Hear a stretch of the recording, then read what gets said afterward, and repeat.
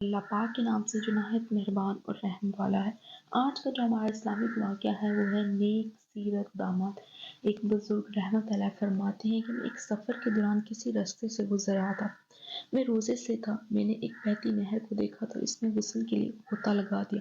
اچانک میں نے پانی کی سطح پر ایک پھل تیرتا ہوا دیکھا تو اس سے افطار کے لیے اٹھا لیا۔ جب میں نے اسے افطاری کر لی تو بہت ندامت ہوئی کہ میں نے غیر کے مال سے افطاری کر لی۔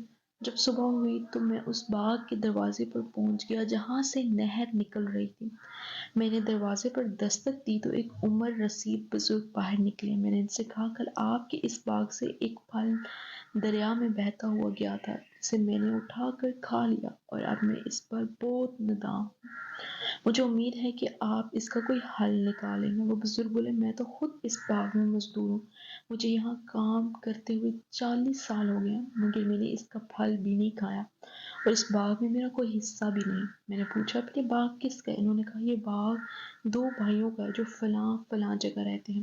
میں اس جگہ پہنچ گیا۔ وہاں مجھے ایک ہی بھائی مل سکا۔ میں نے اسے سارا معاملہ بتایا تو وہ کہنے لگا نصف باغ تو میرا ہے لہٰذا میں آدھا حصہ معاف کرتا ہوں۔ میں نے پوچھا میں تمہارے بھائی کو کہاں ڈھونڈوں؟ اس نے کہا فلاں جگہ چلے جاؤ۔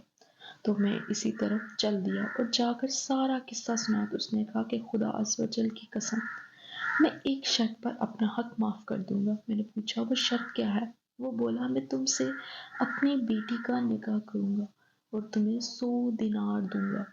میں نے کہا افسوس مجھے اس کی بالکل حاجت نہیں کہ آپ نہیں جانتے کہ اس ایک پھل کی وجہ سے مجھے کتنی پریشانی ہوئی لہٰذا میرے لیے کوئی اور حل تلاش کریں۔ انہوں نے کہا خدا عز و جل کی قسم میں اس شرط کے بغیر ایسا نہیں کروں گا۔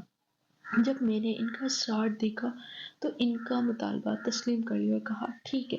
انہوں نے مجھے 100 دینار دیے اور کہا اس میں سے جتنے چاہو میری بیٹی کے حق مہر کے طور پر دے دو اور میرے سارے دینار واپس کر دیں مگر انہوں نے کہا سارے نہیں کچھ دینار دے دو۔